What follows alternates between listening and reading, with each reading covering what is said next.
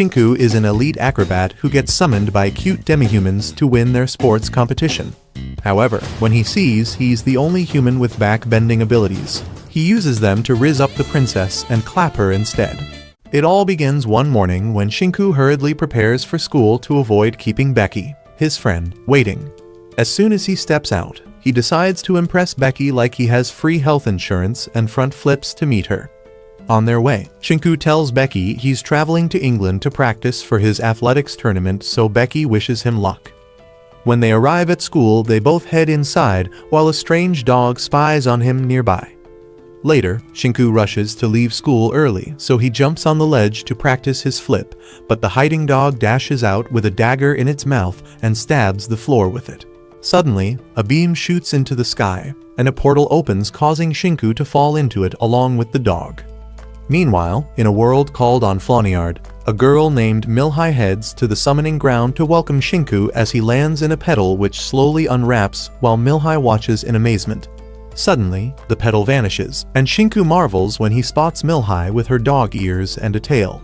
Just then, Milhai reveals that she summoned him and introduces herself as the leader of the Baiskadi Republic. After thanking the dog for kidnapping the hero, Milhai thanks Shinku for showing up and asks if he'll listen to her story, but they get interrupted by some fireworks exploding in the sky. When Shinku asks if it's Christmas, Milhai explains that her country is at war with a neighboring country. Meanwhile, the armies of Galette try to invade Milhai's castle, but are resisted violently by the Baiskadi army. Eventually, when they successfully open the gates, Leo, the ruler of Galette, orders her soldiers to take over the castle. At the same time, Milhai and Shinku hurry towards a giant fowl, but when Milhai hops on it and asks him to join her, he wonders if she's completely sane. Shortly after, the Sirikuru runs along while Milhai explains that they've been on a losing streak in the war against Galette, so she asks Shinku to help them. But he says that they might need the Avengers instead of a mid-athlete like himself. However, Milhai tells him to quit being modest since she's aware of his powers. While the battle progresses, the Galette's army tries to cross a lake on their way to infiltrate Filiano Castle, but gets shot down with cannons, so Godwin, the captain of the Galette Knights, orders more troops to attack. However, they get intercepted by Eclair, the captain of the Baiskadi Imperial Guard, who single-handedly takes on a battalion and converts them into plushies. Just when she notices some of Galette's soldiers escaping, she calls on Laurent, her brother, who then finishes them off. Meanwhile, Shinku watches from a distance with Milhai and asks if anyone is going to die in the battle. Milhai then explains that their battles are means of negotiating between countries, so there are rules which prevent Piol from getting hurt. When Milhai reveals that her people will be devastated by any more losses, Shinku grabs her hands and promises not to let them down. Shortly after, when Milhai was spotted arriving with the hero, some commentators announced that she summoned a hero for the battle, surprising everyone. Milhai then announces that their endless losing streak is about to be stopped by the hero. Suddenly, Shinku shows up dressed in a hero's outfit and shows off a few moves while introducing himself as the hero. While the commentators hype up Shinku, Riko asks Milhai if he knows the rules of the war, but Milhai assures her that Shinku will be fine. Meanwhile, on the front lines, Shinku meets with Roland and charges towards the enemies while flashing back to the moment he got suited up. Milhai had explained that he has to defeat every enemy he comes across by either knocking them out or touching their backs. So, Shinku blazes through the battlefield playing tag with the enemies' heads. After this, the touched soldiers turned into beast balls, while the commentators couldn't believe his speed as the battle scoreboard increased in favor of the Baiskadians. Meanwhile, Leo and her officials observe his movement from the screen in the sky and announce that it's time to see if he's actually worth the hype. Somewhere else on the war front, Eclair comments that the princess didn't have to summon a useless hero and tries to prove it by launching a beam attack from her swords, which takes out the enemies in their scores. But to her surprise, one of them leaps out from the smoke to attack her, but Shinku shows up and takes him out with a hero kick. After an awkward moment of introductions, Shinku commends Eclair's attack and flashes back to the moment Milhai handed him a ring known as the Heavenly Sword Palladian, which could transform into any weapon of his choice. Back then, he had summoned a staff and assured Milhai that he would be fine with just that. So Milhai explained how seal spells work and explained that he'd be able to produce spirit energy for using an ability called the Seal Cannon. Shinku then tells Eclair that the princess recommended her as the best user of seal cannons and says he'd like to learn from her. Surprised, Eclair decides to show Shinku how to use the seal cannon while he mirrors her moves. Suddenly, they both unleash an attack devastating enough to wipe out the approaching enemies in their thousands. However, Eclair warns Shinku that the seal cannon drains its user's energy and it's ineffective against armor-wearing soldiers. Just when Shinku thanks her, Eclair spots an incoming attack and quickly blocks it. However, she gets thrown off balance by the impact of a deflected arrow. Due to this, Eclair lands on Shinku while Leo arrives and tells them to get a room. When Shinku asks Eclair who she is, Eclair introduces herself as the leader of the Galette Lion army and announces that she's advancing into the fort. So she leaves, while Eclair and Shinku get tangled and bicker while trying to break free of each other. Suddenly, Shinku mistakenly presses on Eclair's sweet buttons and fondles it to confirm his discovery. Surprised, he points out that Eclair is a girl, infuriating Eclair, who then tosses him in the air. Meanwhile, Leo charges towards the fort but halts when the Biscotti archers make it rain arrows. However, Leo summons a staff to deflect the arrows and flings the staff, which then destroys the towers on which the archers stood. Moments later, she advances towards a slippery mortar-shaped trap where the Biscotti soldiers intercept the invaders. She then leaps across the trap, but in the same moment, Shinku and Eclair go after her to knock her out of flight mode. She then evades them, while they crash into each other, and blasts them out of the sky. After the rubble clears, Shinku takes his head off Eclair's pillows, and she angrily asks why he's interfering with the battle. While they blame each other, Leo activates her seal and launches a devastating attack that takes out everyone nearby except Shinku and Eclair. However, while Shinku marvels at this, Eclair points out that they don't stand a chance against Leo and suggests they run. The moment they take off, Leo activates her ultimate spell, which goes off like a nuclear explosion, leaving many as roasted beast balls. After this, she orders someone to check to see if the hero and Eclair are dead. Surprisingly, Shinku and Eclair fall from the sky and agree to work together. Suddenly, Eclair sends Shinku down with a kick, so he descends and attacks Leon, but gets discarded like good advice. However, when Eclair lands, they jointly attack Leo and crush her weapons. While Leo marvels at this, Shinku and Eclair crush her armor, leaving her barely clad. Seeing this, Leo admits defeat, and it gets announced on the broadcast. Shortly after this, the points of the Biscottians skyrocketed on the scoreboard, so they were declared victorious. Afterwards, Leo commends Shinku for landing a hit on her with Eclair's help, but tells him it won't happen again and hands him the microphone. After Shinku announces that he had fun at the battle, Leo gestures and tells him to hand over the mic to Eclair. When he tosses the mic to Eclair, Leo orders the filming crew to focus on her to get a good view. Suddenly, Eclair's clothes rip apart, exposing her mini saucers on the broadcast. Just then, she realizes she got hit by Shinku's rod during the fight and freaks out, while everyone laughs, especially Leon. Afterward, while Eclair tries to chop Shinku up with her sword, Milhai announces that they'll be holding a concert to celebrate their victory. Afterwards, Roland announces that a seat will be reserved for Shinku for his hard work, but Shinku says he should return home before then. Surprised, Roland explains that summoned heroes can neither return nor contact their world. However, on hearing this, Shinku laughs, thinking it's a joke, but freaks out when he realizes it's not. After the battle, while Laurent addresses the press, the commentators request a few words from the hero, but Laurent comments that more information about him will be revealed later. Somewhere nearby, Eclair watches Shinku sulk and figures she can't let the public see their hero like that.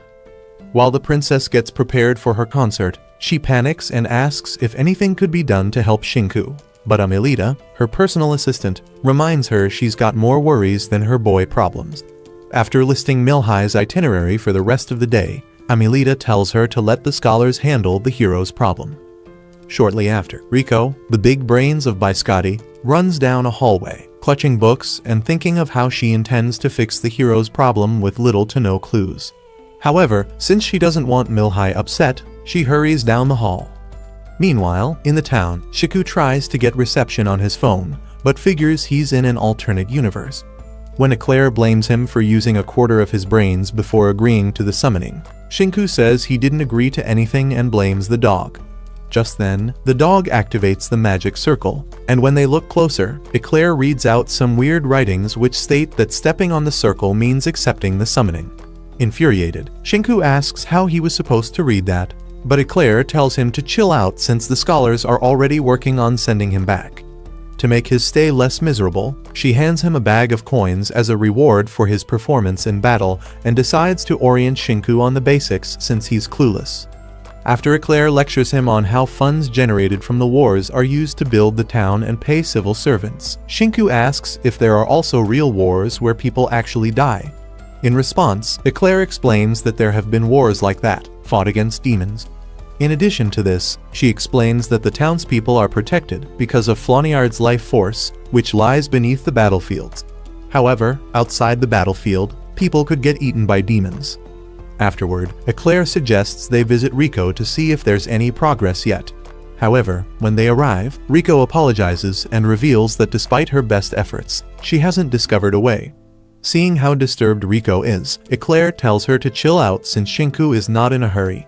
Surprised by this, Shinku decides to play along, so Eclair asks him when he needs to be back home. In response, Shinku says he has to be back home in 16 days, so Rico gets excited. Just then, Shinku whips out his phone and asks Rico if she could help him get reception. Shortly after, Rico shows up with a machine that amplifies Floniard frequencies and turns it on. So, Shinku checks his phone and gets excited when he realizes the machine works, so he calls Becky. When she picks up the call, Shinku tells her that he might not be able to receive calls since his phone has been malfunctioning. After he tells her not to worry about him, Becky suggests he inform his family about it. So, Shinku ends the call and asks Rico if he could talk to other people, but she asks if she could see his phone and take it apart to understand the design. However, when Shinku backs off, saying it will void his warranty, Rico chases him down to get it. Meanwhile, Eclair calls Ronald to inform him that Shinku made contact with his world and has decided to stay and participate in the battles. Afterwards, while preparing for the concert, Melhi thinks about Shinku's performance in battle and decides to write a letter to Leo to find out why she suddenly became the god of war. She then flashes back to when they used to hang out. Meanwhile, in Galette, Rouge, Leo's aide, asks if she'll be attending Melhi's concert, but she says it's beneath her. However, when Rouge asks if she'd like to obstruct the concert instead, Leo says she's not interested and asks about Gaul, her brother. On a hill somewhere, Gaul comments that the hero must be pretty strong if Leo lost to him, so he decides to play around with him a bit. A few moments later, while they head back to the castle, Rico suggests that Shinku get a bath in preparation for the concert. So he walks around the castle, looking for the bath and wondering where everyone went. Just then, he spots the bath and hurries in, without noticing that the bath is only open to women and is currently being used by Melhi. I'm just about to go to bed. On entering the bath, he gets a glimpse of paradise, and when Melhi spots him too, they both freak out and apologize. While he backs off, Shinku steps into a bowl and slips into the bath, while Melhi tries to make him feel less like a fool. So Shinku decides to drown himself to avoid the embarrassment, while Melhi runs out to save the sucker. When he resurfaces, Melhi peeks through the door and asks if they could meet to talk after the concert. Shinku then agrees to meet, so Melhi leaves the bath while Shinku realizes he's in the ladies' bath. Suddenly, his ears hear Melhi scream, and after he hurriedly gets dressed to check it out, he finds Melhi abducted by some clowns from the Galette army. Coincidentally, some press guys show up on the scene and broadcast it on the sky screen. Just then, the abductors announce that they're taking Melhi away and adds that Shinku will have to duel with Gaul to save her. Suddenly, Shinku thinks with his sausage and accepts the challenge. Afterwards, the press guys have fun broadcasting the news about the kidnapping while Shinku rushes out of a building and finds Eclair running towards him. Just then, he commends her timing and announces that Melhi has been kidnapped. However, to his surprise, Eclair responds with a kick to his face, which throws him into a pillar.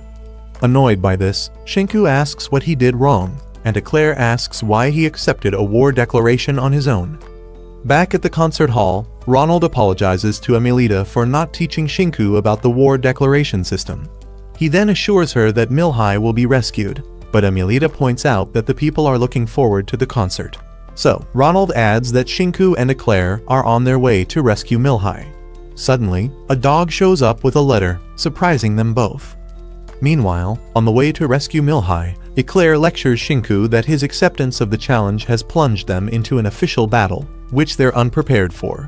When she adds that they have less than an hour to rescue the princess in time for the concert, Shinku struggles to stay on his Sarakuru. Annoyed, Eclair berates him for this, so Shinku apologizes for taking up the challenge and explains that it's a serious problem when a princess is kidnapped where he's from. So he gets himself together and promises to get Milhai back just in time for the concert. As they ride off, Broish observes them from a hill nearby, so Yukikaze, her sidekick, approaches her and asks if she saw anything interesting. In response, Broish announces that a battle is about to start. At the fort in Galette, Godwin kneels before Gaul and says he's honored to be chosen for a task. So, when Gaul responds by saying he noticed Godwin hasn't fought enough, Godwin chips in that he's more proficient at field work than infiltrating forts. Hearing this, Gaul tells him to go all out against their enemies. He then asks Godwin to join him in drinking to celebrate their victory in advance. However, when Godwin asks about Milhai's whereabouts, Gaul says Rouge is taking care of her. Somewhere in the fort, while Milhai sits alone in a room, some maids walk in with a lioness and her cubs. She then informs Milhai that Gaul wants her to see the cubs, so she points out that Gaul has always treated her well while playing with the lioness and her cubs. Just then, the maid suggests she meet with him before the battle begins and leaves. Afterwards, Milhai asks the lioness if Leo is doing well since they always visited each other in the past, but now only see on the battlefield. Outside the fort, Shinku and Eclair approach Gaul's troops, and she tells him they're formidable opponents, but adds that since a legendary knight once single-handedly charged through 1,000 soldiers, they can pull it off. So, they charge towards the troops while the commander orders his archers to get ready. However, to his dismay, they get hit with artillery bombardments from the sky. While the commander wonders where the shots are coming from, Rico, who was set up somewhere in the forest, activates her seal and makes it rain brimstone on the enemies. After this, Broish observes the battle from a hill and is amused by the Biscottians' attack. Just then, Yukikaze asks why they're not joining the battle, so Broish says she'd rather sit with popcorns and watch the youngsters wipe each other out. Back at Biscotti, Ronald puts a letter on the dog and tells it to deliver the letter to Broish. At the same time, Milhai watches Shinku and Eclair fighting on a screen in her confinement. Just then, Gaul enters and apologizes for the abrupt kidnapping. After this, he requests to have a duel with a hero once and offers to talk to her about compensation later. So Milhai accepts his offer, and Gaul takes his leave. Meanwhile, outside the fort, Shinku and Eclair were boxed in by Gaul's troops, so Shinku wonders why Rico's bombardment stopped, and Eclair explains that it's expected since gunners stand no chance against the infantry. After this, Godwin announces that Shinku's presence has been requested by Gaul and promises to let Eclair go if she surrenders. However, when she refuses, Godwin picks up his weapon and prepares for a fight. So, both Shinku and Eclair try to play hero, but soon get into an argument, which infuriates Godwin, so he swings his giant ball to shut them up for good, but Shinku blocks it and gets slammed into the wall with Eclair. Godwin then approaches them while saying they don't stand a chance against him, but when he raises his axe to attack them, he gets interrupted by a spinning sword. After the sword lands, Broish shows up and apologizes for interrupting. She then comments that Eclair has grown, so Eclair screams her name. Hearing this, Godwin turns to see who it is, so Broish announces that it's her first time meeting the hero. She then introduces herself as a freelance knight of Biscotti and explains that she's offering her support as requested by Laurent. Suddenly, Shinku spots a sparkling arrow in the dark and tells Broish to watch out. Suddenly, the archers fired at her, but she activated her seal and slashed down the building with a beam from her violent blade. After the building collapses, some fireworks go off in the sky, surprising a commander who then wonders who's launching them. Immediately, many of his soldiers get turned into beast balls by Yuki. Before she could finish introducing herself, the commander attacked her, but Yuki quickly sent him flying with slashes from her knife. Just then, Rico arrives with some fireworks and cannonballs, so Yuki carries her and activates a seal, which makes her fly. When they spot the soldiers fighting on the ground, Rico suggests they give the Biscottians some air support. Suddenly, they poured out the cannonballs and activated them with their seals. So the balls exploded and took out many soldiers on the ground. Meanwhile, Eclair and Shinku rush towards the fort and inform Broich that they're going to rescue Milhai. Broich then tells them to finish the mission while she and Yuki keep the soldiers busy. Shortly after this, Shinku breaks into a building with his ride and finds Gaul waiting, but before Gaul introduces himself, Shinku charges towards him. Sensing his impatience, Gaul grabs a weapon and hops on his Serakuru. After this, they clash weapons, and Shinku says he can keep the introductions for later since he's on a clock. Somewhere in the forest, Eclair encounters the 3 clowns who kidnapped the princess and calls them idiots. Hearing this, the 3 knights introduce themselves and prepare for a fight while Eclair does the same. Back in the fort, both Shinku and Gaul manage to land a hit on each other. But while Gaul was impressed that the hero is as good as a standard knight, Shinku thinks about Milhai and says he must rescue her. Hearing this, Gaul says he'll have to go through him first. Meanwhile, somewhere else, Eclair blocks attacks from 3 opponents and realizes she's outnumbered. She then flashes back to a memory of the girls being cute at a beach, but she realizes they're nothing like that in battle. On the other hand, Shinku and Gaul continued clashing weapons until both of their weapons broke. Just then, Gaul hops off his Serakuru and comments that playtime is over. He then activates his seal and attacks Shinku, but Shinku blocks the attack and falls off his Serakuru. Unsatisfied, Gaul launches more attacks, which Shinku defends with a short half of his rod. After this, Gaul pulls off his ultimate move, thinking it's over, but to his surprise, Shinku appears out of the dust and says it's not. So, Gaul checks him out and wonders how he survived his ultimate move. Just when Gaul wonders if Shinku is a monster, Shinku bleeds from his head, so Gaul freaks out and asks if visitors from the other world don't turn into beast balls. After this, he suggests that Shinku take a break, but Shinku snaps out of it and says he's fine. Suddenly, he activates his seal and announces that he has to save the princess in time for the concert. Shocked to hear this, Gaul blocks his attack and asks what he means by a concert. Outside the fort, while Broich and Godwin face off, Yuki informs Broich that the enemy reinforcements have arrived. When Broich asks how many there are, Riko checks her binoculars and figures it's just 1 rider. She then announces that Leo is approaching the fort. Not long after this, Leo rides into the fort, so Godwin bows while Broich pays her respects. Just then, Leo hops off her ride and asks Godwin to stand down. When Leo adds that she needs to talk to Gaul, Broich announces that the fort is now a battleground and she can't let Leo through. Hearing this, Leo takes out her axe and says she's not as weak as she used to be. Suddenly, Leo activates her seal while Broich draws her sword. After they clash weapons for a while, Broich says she heard Galette has been more aggressive with frequent invasions, but Leo says it's how they do things in Galette.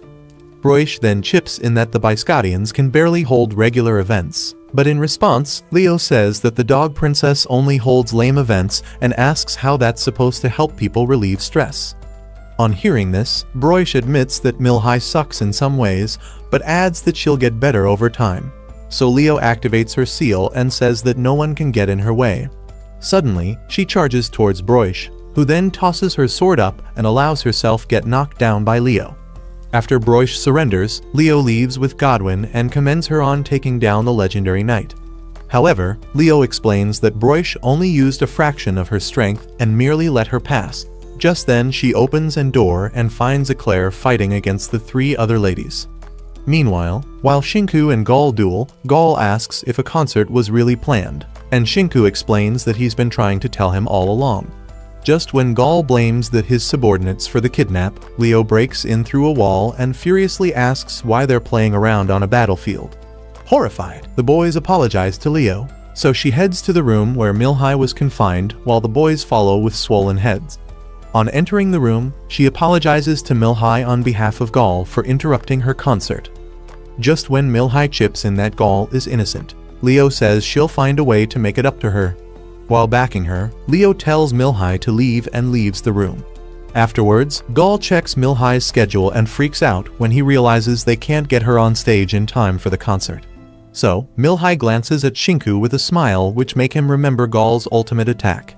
He announces that he can get Milhai to buy Scotty for the concert, surprising Gaul, who then asks how he intends to do that. So Shiku sweeps Milhai onto his back and announces that he got the idea from Gaul. He then channels his life force to his feet and pulls a Barry Allen. On the run, Milhai points out that Shinku has gotten better at using his abilities. Shortly after, while Brioche has fun with some beast balls, Milhai and Shinku breeze past her and vanish in seconds.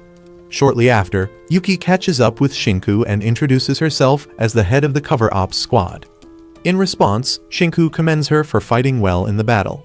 After this, Yuki says she's a good runner and offers to take turns carrying Milhai. But Shinku says he's good and adds that he has figured out a better way to run faster. He then asks Milhai if it's true that using his life power can be more efficient when he has a clear image in his head. When Milhai confirms this, Shinku activates his ring and creates a surfboard beneath himself. While he glides on it, Yuki catches up and comments on how amazing it is. Just then, Shinku announces that he's going ahead and activates a boost effect on the glider, so he zooms off, leaving Yuki behind. Afterwards, when he puts Milhai down on the glider, she tells him to go easy on himself, since using too much of his life power has dire consequences. Shortly after, Milhai reveals that she's been a useless ruler by causing trouble for Shinku. However, Shinku says she's wrong and adds that he's glad to have met her. While he pep talks her into believing she doesn't suck that much, the glider flies high and Shinku grabs her waist like he's been practicing all his life for that moment. Minutes later, Milhai arrives at the concert hall and apologizes for showing up late. Just then, Amelita announces that she's got only 10 minutes, so the crew gets to work while Amelita asks Milhai if she's ready for the performance. A few moments later, Milhai appears on stage and the crowd cheers. After she gives credit to Shinku and the Knights, Milhai begins her performance while everyone watches. Meanwhile, Eclair calls Laurent to ask if Shinku is alright since he used his life power recklessly. In response, Laurent says he's burned out, so some maids attended to him and took their leave.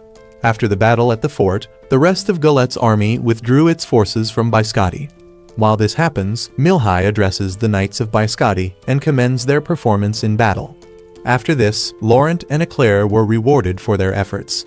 Some days later, Shinku and Rico visit the kitchen, and the cooks offer them a bowl of food. After this, they requested that Shinku help them deliver some food to the Knights, too. So when he arrives on the training grounds, he marvels at the moves of the training Knights. Just then, Laurent approaches them and announces that their food has arrived.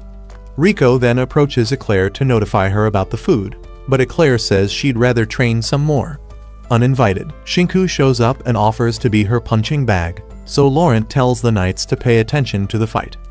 Moments later, Eclair asks Shinku what his weapon of choice is, so he picks up a sword and shows off his skills. While the audience applauds him, Eclair scoffs and calls him a show-off. Suddenly, the fight begins, and while they clash swords, Laurent says it's nice to see someone good enough to take on Eclair. Afterwards, Laurent chips in that they'll look good together as a couple, but their swords suddenly break. Eclair then says she feels weird, so Shinku feels her temple and tries to play Dr. Creep, but annoys Eclair in the process. So she punches him in the gut for touching a knight's forehead and stomps the life out of him. Afterwards, Shinku rides out of town with a dog and decides to rant to it about his bad luck with girls. Shortly after this, he arrives at Yuki's house, and together they join Broish at the lake. So, when Shinku sits to fish with Broish, she comments that he's an interesting person since he has earned the trust of everyone in the castle in a matter of days. However, when Shinku says Eclair still beats him up sometimes, Broish replies, saying it means she's able to let her guard down around him. Suddenly, Shinku feels a tug on his hook and pulls out a huge fish from the lake. Afterwards, while they eat, Broish points out that he's from another world and asks if he plans on returning. Just then, Shinku realizes he still hasn't figured out how to return, so he throws a tantrum. After this, Broish comments that it's rumored that summoned heroes can't return, but she then states that in faraway lands, rumors have it that a hero can return after fulfilling certain duties. When Shinku lights up on hearing this, Yuki says that Rico has looked into it and has discovered that the rumors may be true. Afterwards, the ladies ask about his family. Shinku tells them about his family and wonders how Becky is doing. Meanwhile, on Earth, Becky's mom tries to get her out of bed and accuses her of slacking off just because Shinku isn't around. In response, Becky says it has nothing to do with Shinku. But a few moments later, she wonders if Shinku has gotten a new girlfriend. She then decides to check her fortune for the week on her phone and realizes it's mediocre. After this, she checks Shinku and realizes that his fortune is horrible for the week, so she worries about him. In Flonnyard, Milhai asks Laurent how Shinku is spending his day, and Amelita points out that she has asked everyone the same question all day. Ignoring this, Laurent reveals that Shinku is hanging out with Broish, so Milhai asks if he thinks Broish likes Shinku, and Laurent explains that everyone likes him. Just then, Amelita informs Milhai that she has created some time on her schedule to hang out and relax with Shinku later that day. Suddenly, Milhai gets excited and thanks her. Later that day, Shinku rides into town with Broish, and while the people marvel at the size of Broish's ride, Broish announces that she's heading to the knight's quarters and wishes Shinku luck on his date with the princess.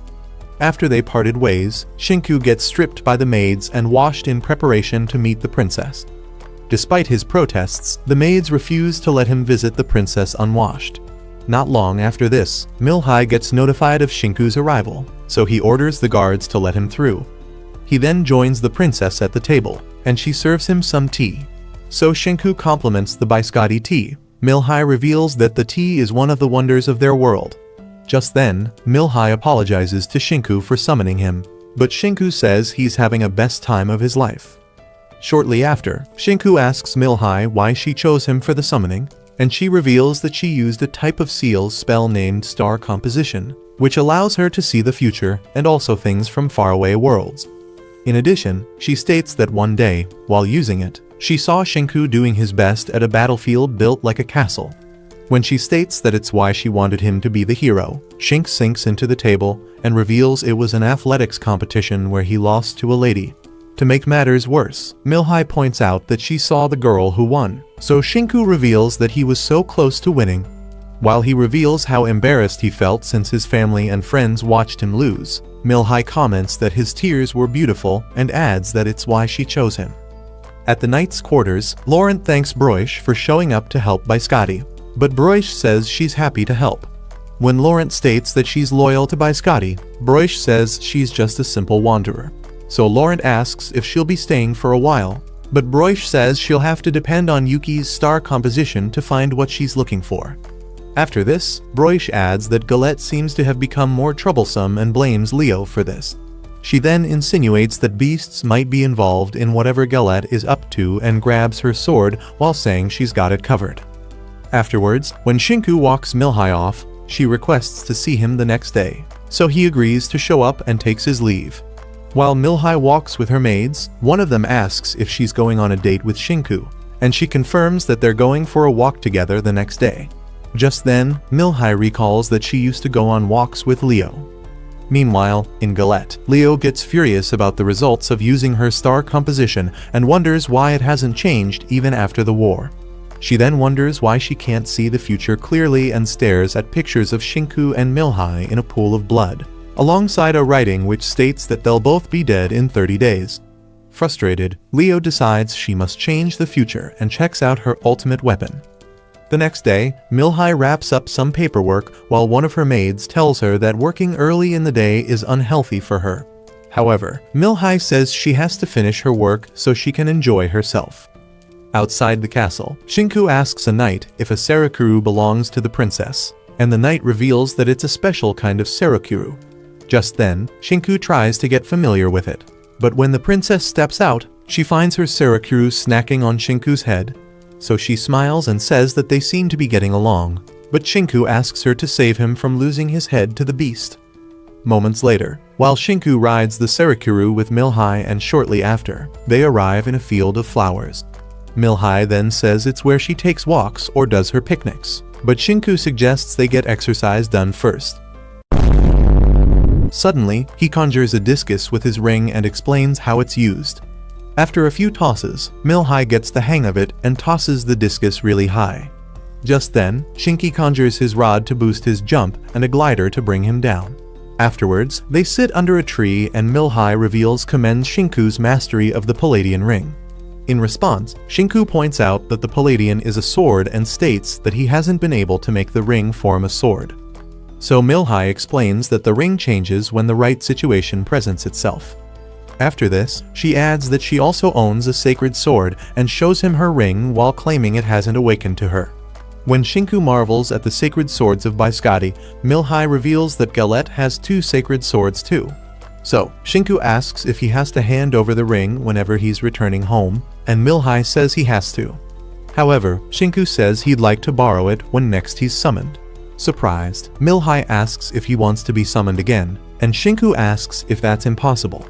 When Milhai agrees to summon him again, Shinku rubs her head and tickles her on the cheek while she makes funny sounds.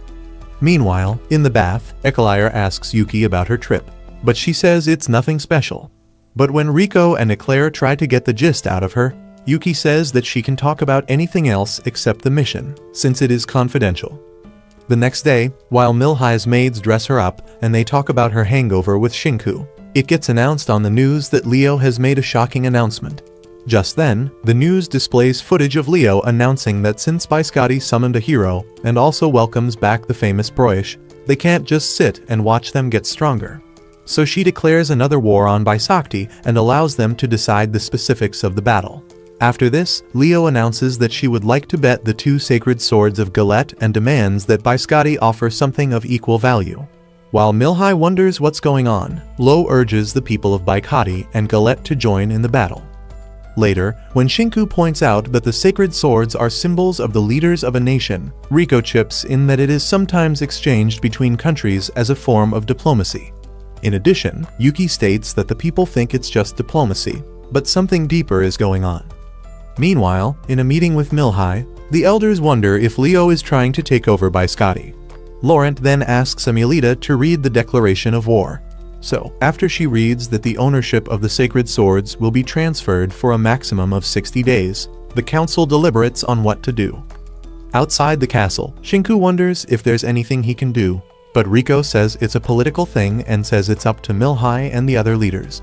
Just then, they found a group of knights gathered around a Galette soldier disguised as a knight. When the knights accuse her of spying for the battle, the girl reveals she's got a message for Shinku. A few moments later, Shinku rides with her to meet up with Gaul. When Shinku asks what he needs, Gaul reveals that he and Godwin are against the war since there are many things they don't understand about it. Shinku then chips in that some people think Galette is trying to take over Biscotti. However, Gaul debunks this and explains that both countries have been allies for generations and adds that it's pointless to become enemies now. In addition, Shinku states that it's impossible to cancel the war since it has been made public, and offers to talk to Leo about wagering with sacred swords. After this, Gaul tells Shinku to ensure Biscotti wins the war if Leo doesn't listen to him. So, Gaul takes his leave and tells Shinku to keep their meeting secret.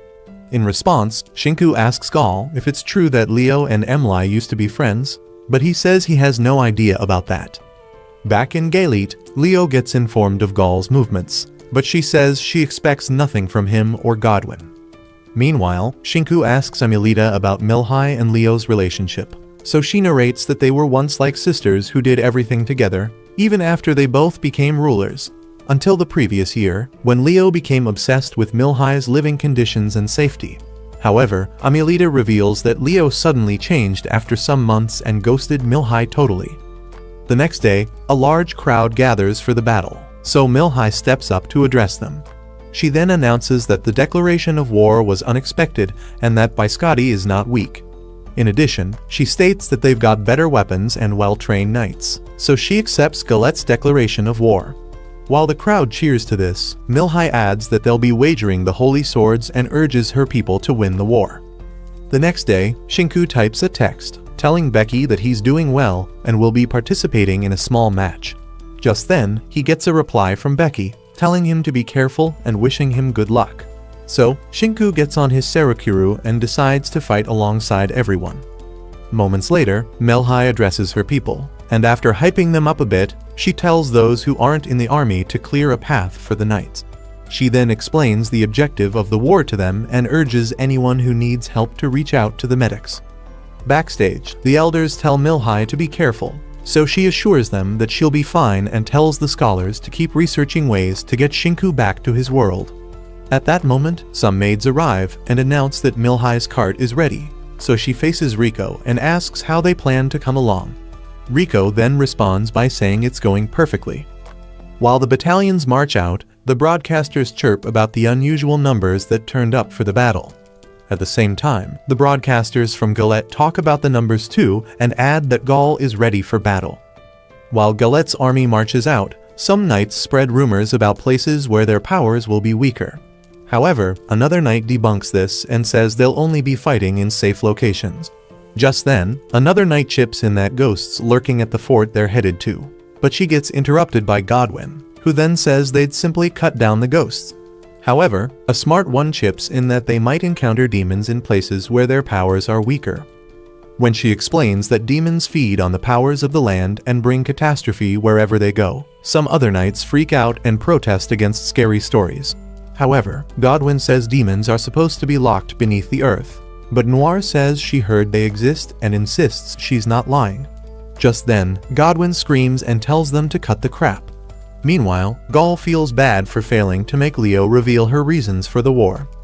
Meanwhile, Leo flashes back to the moment she informed her aides about her star composition predictions about Milhai and Shinku's deaths. After expressing her concerns, Leo revealed that the vision showed that the bearers of Biscotti's sacred sword rings would die. She then states her intention to step down from power and adds that she plans to change the future by taking Biscotti's sacred swords. Hearing this, Leo's aide asked what would happen to Galette without her, but Leo said that Galette would rule in her place since she was only warming the throne till he grows old enough to rule. While her aides tried to talk her out of it, Leo shut her ears and ignored them. So, one of the aides came up with the plan to declare war on Biscotti to get their swords and keep them hidden to benefit both countries. Somewhere in the mountains, Biscotti's army marches alongside Milhai's cart, so the broadcasters freak out when the princess waves at them. Meanwhile, Violet, a spy from Galette, observes from the top of a mountain and complains that a surprise attack goes against the rules of war. When she decides to take the blame, the other spies say they've got her back.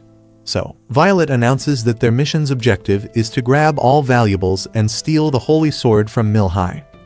While Shinku rides with Yuki and others, Eclair complains about being grouped with an idiot like him.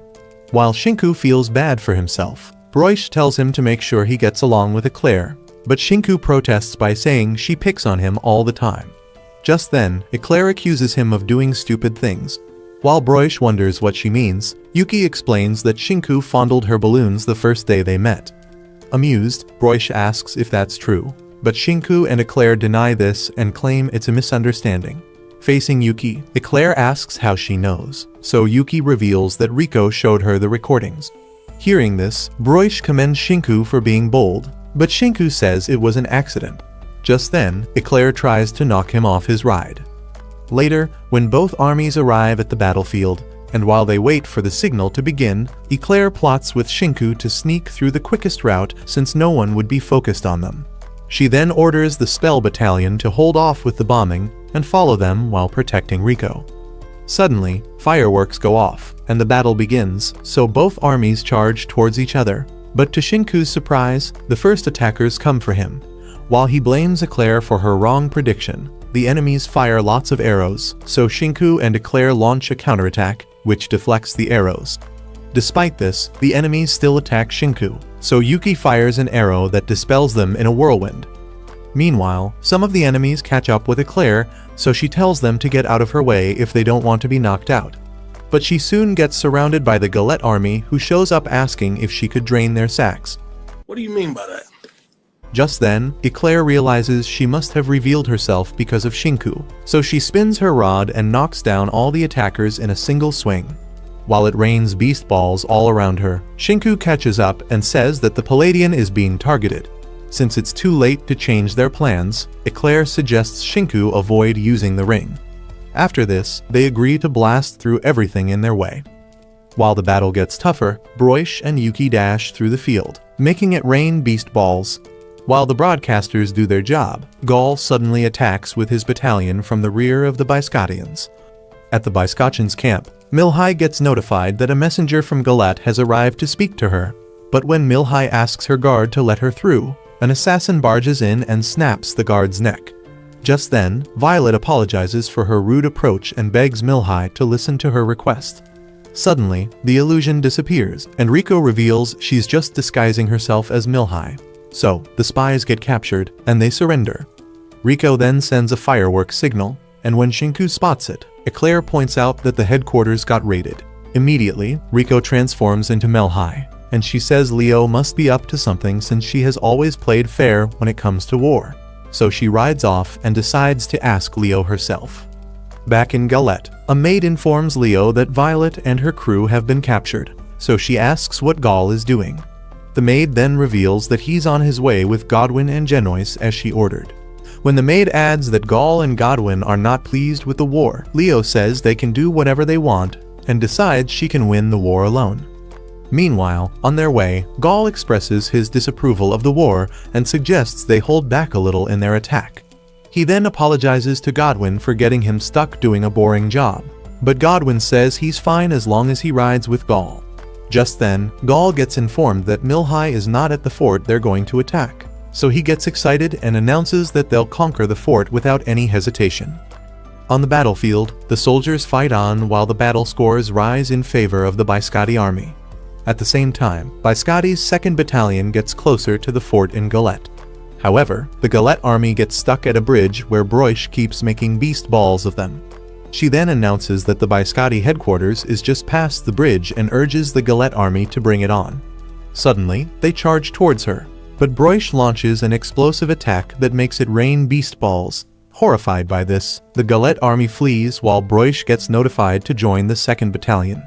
Just then, Brashi orders Yuki and the army with her to push through the enemy lines. Suddenly, Bernard, a famous commander, appears out of nowhere and says he can't let them pass. Broish then asks if that's a challenge, and Bernard tells her it is what it is. Suddenly, Roland shows up and announces that he'll be fighting Bernard instead, so Broish charges off with her battalion, leaving Roland to deal with Bernard. While this goes on, the broadcasters explain that both commanders are friends with equal strengths, so they attack each other. Meanwhile, at the fort in Biscotti, Gaul and his army wreak havoc and devastate the Biscotti guards. After they were done eliminating the guards, Godwin swigs his chain ball and eliminates what's left of the Biscotti guards. Suddenly, Riko rides Melhi's Sekuruku and activates her seal to escape the fort. However, when the bird takes off, many enemy archers fire their arrows to bring it down, but the bird evades them. Just then, Emilio, one of the Galette Knights, shoots a magic arrow that pierces through Riko and makes her clothes disappear. While she falls without clothes, the army watches in wonder. Just then, someone from the Biscotti army shoots a counterattack, which wipes out the archer squad of the Galette armies and puts the squad leader's melons on HD display. Emilio then says that he can't let Riko's sacrifice be in vain. Just then, Sarakuru catches Riko mid-air as she flies away to meet Melhi and Shinku. At the fort in Galette, the specially equipped guards prepare to attack the advancing forces of Biscotti. So Eclair orders the soldiers to surround Melhi, while the armies of Galette prepare to use their weapons. Seeing cannons and rifles, Shinku fidgets, so Eclair asks if he recalls a spell she taught him.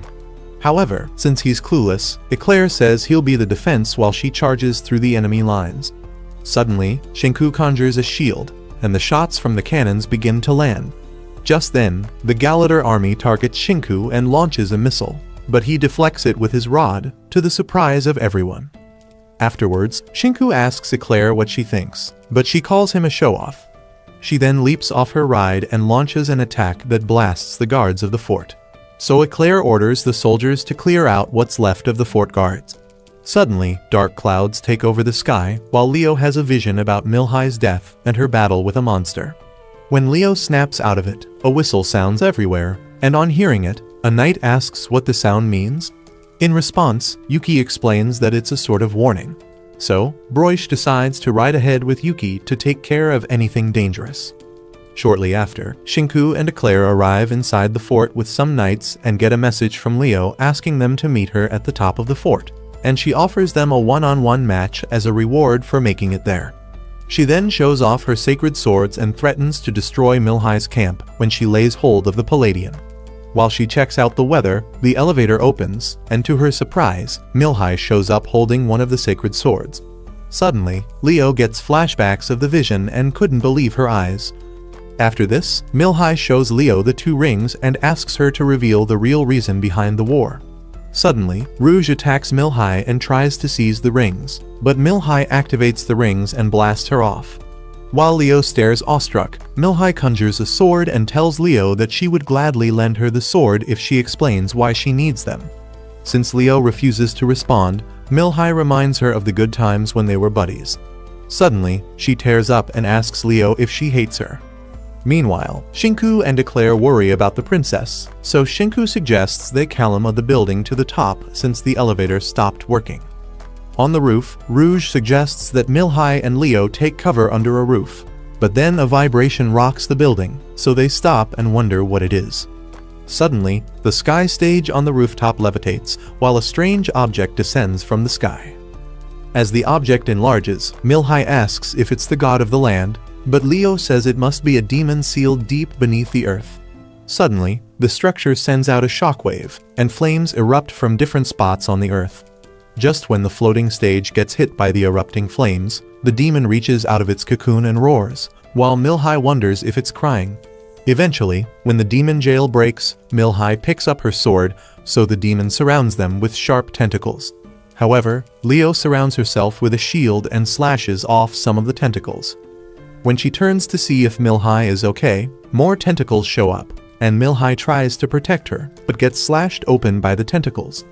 After this, the monster absorbs her body, leaving Leo shocked and furious, so she grabs her axe and activates it, but the demon attacks her first and loses one of its tails. Suddenly, Leo charges out of the smoke and attacks the demon's head with the axe. When she lands, she calls out for Milhai, hoping she's alright, but the demon returns and knocks her down onto the rooftop. After this, the demon lands and walks away from the building while Shinku and Eclair arrive on the rooftop. Just then, they find Rouge cradling Leo and ask if the demon did that to her, but Rouge reveals that Milhai was absorbed by the demon.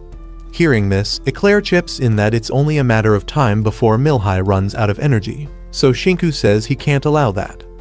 While this goes on, Milhai finds herself in a strange place, where a fox spirit shows up and apologizes for the harm her child has caused. On the other side, Shinku says that he can catch up with the demon by using his abilities and the floating rocks. However, Eclair says he's too weak to pull that off, so when he activates his powers, she offers to go with him. Afterwards, Shinku and Eclair chase after the demon using his glider, and not long after this, they get attacked by tentacles, so Eclair activates her sword and cuts them off. Using his experience in athletics, Shinku finds the shortest route and goes after the demon. Just then, Eclair almost collides with a rock, so Shinku tells Eclair to crouch while he takes the hit and bleeds. While Eclair marvels at this, Shinku says getting hurt is nothing compared to letting down friends who believe in him. As he gets closer to the demon, Eclair realizes he's running out of juice, so she offers to help him, but when he remains adamant, she falls off the glider and boosts it with a blast from her swords to help Shinku catch up with the demon. Shortly after, Shinku crash lands on the demon and rushes to rescue Milhai while blocking attacks launched by the demon's tails.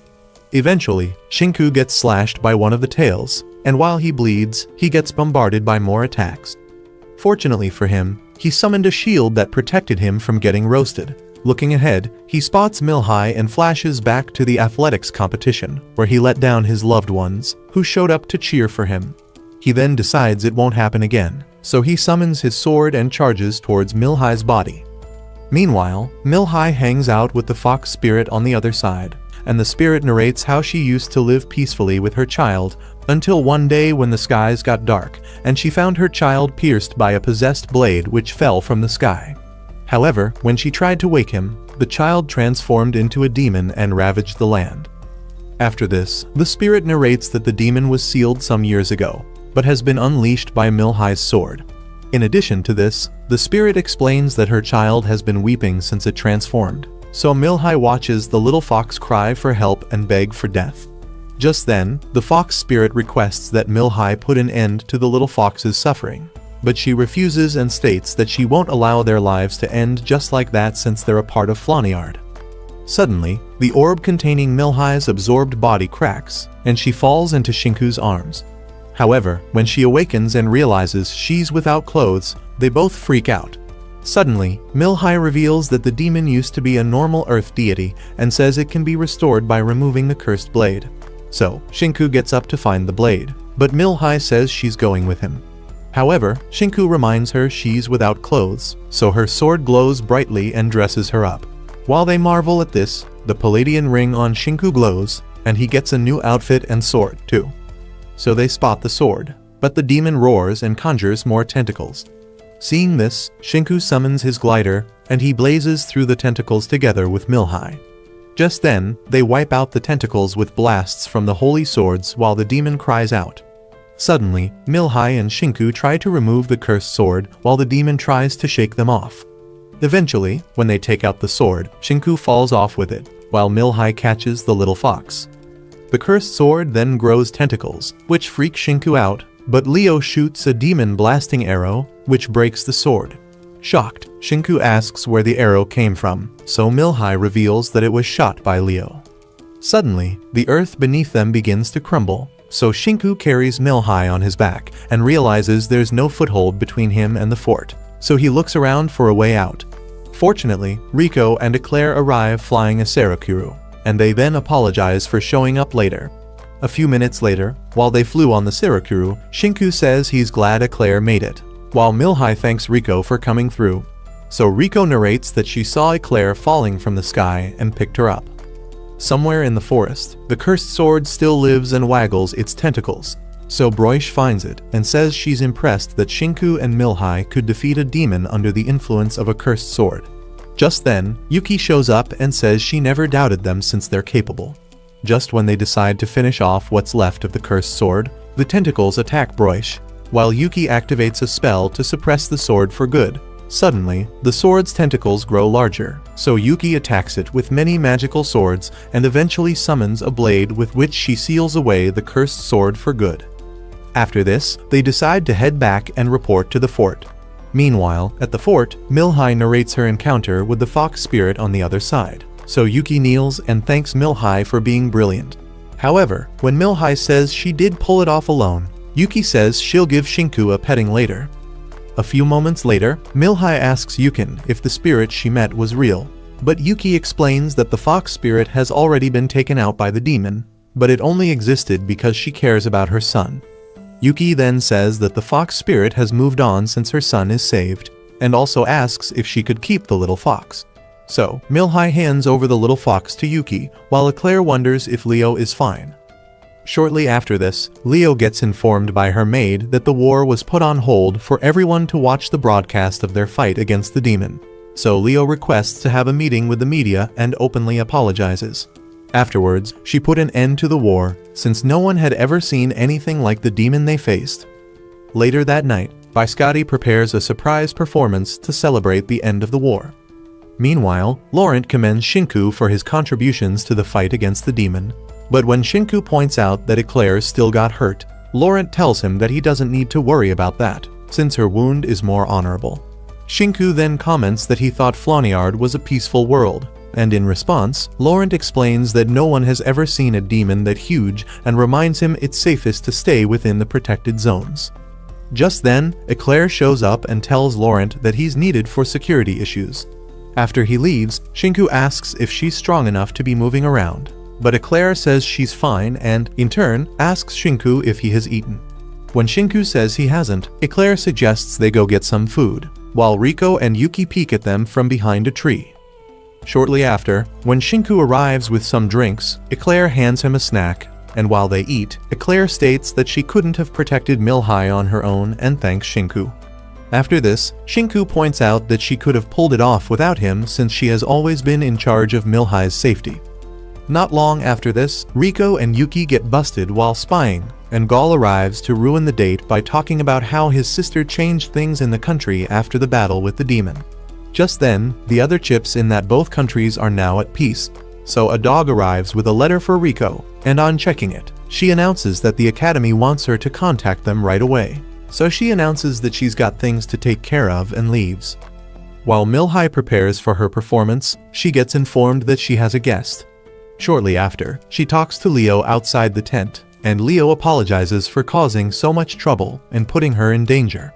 In response, Milhai says it has taught her many lessons as a leader, so she thanks Leo for doing everything just to protect her.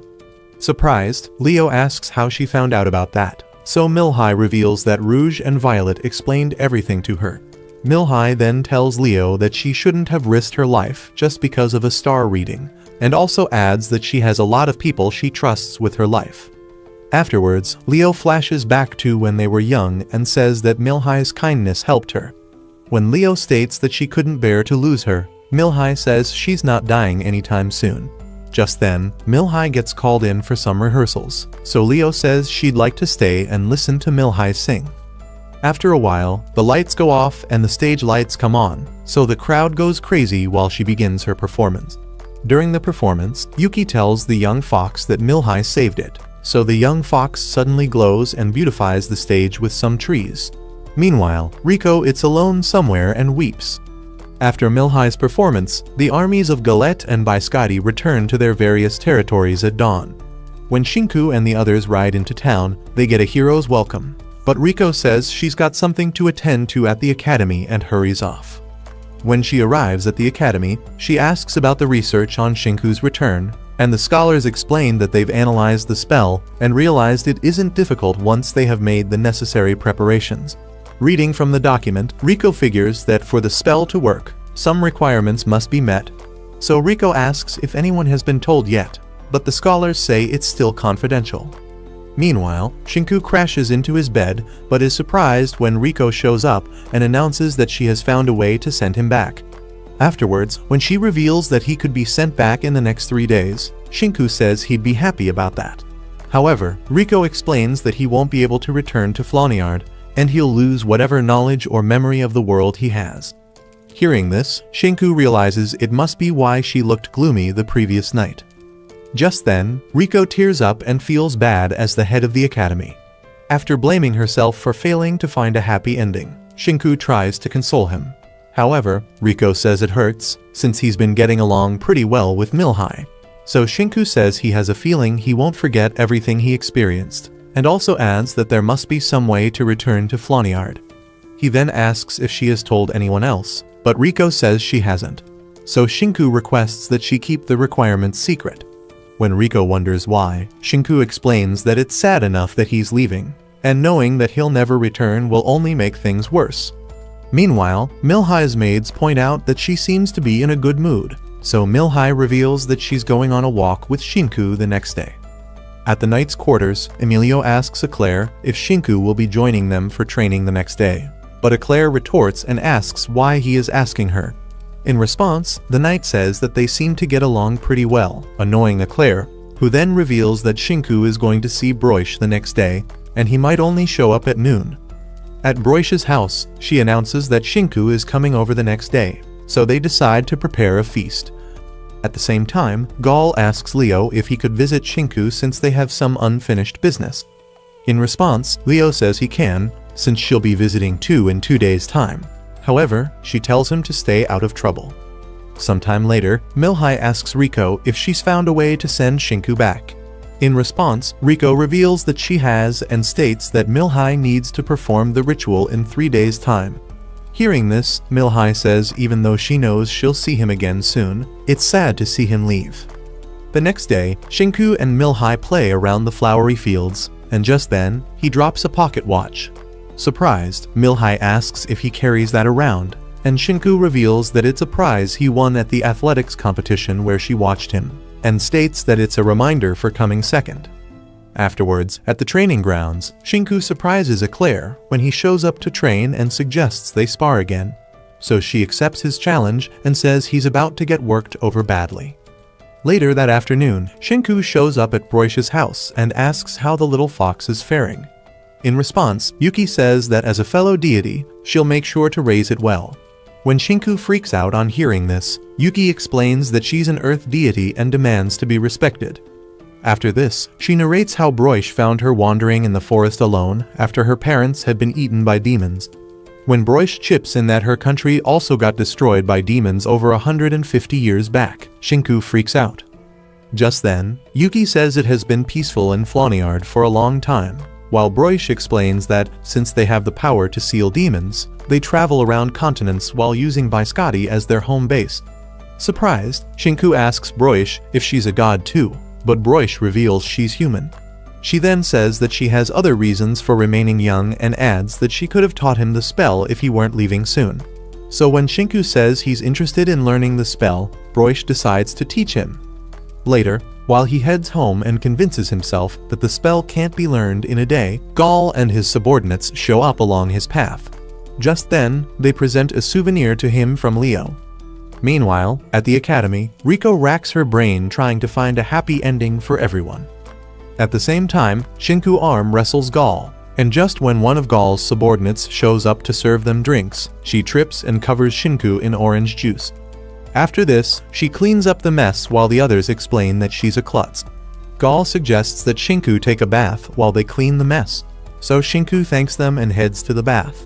But this time, he reads the signs on the entrance and assumes he is entering the bath for males. However, to his dismay, he enters the bath and hears a maid say she made a mistake. He then gets a glimpse of paradise and freaks out. Oh my! However, Milhai tells him to keep quiet, so the maid announces that the mistake with the signs has been corrected. So Milhai requests that Shinku keep his face covered. So she gets a towel and suggests they get in the bath together, since she's covered.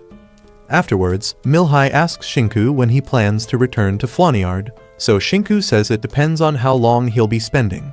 He then lists all the possible holidays he could spend there, and Milhai comments that he could come with his friends. When Shinku thanks Milhai, she asks if he remembers her name, and after they laugh about it, Shinku says that he can't do that in front of other people since he'll get scolded. However, Shinku says there's no way he could forget her name. So he chips in that he enjoys calling her princess, and tickles Milhai in all the right spots. Later that night, Shinku couldn't sleep, so he stayed up, staring at the moon.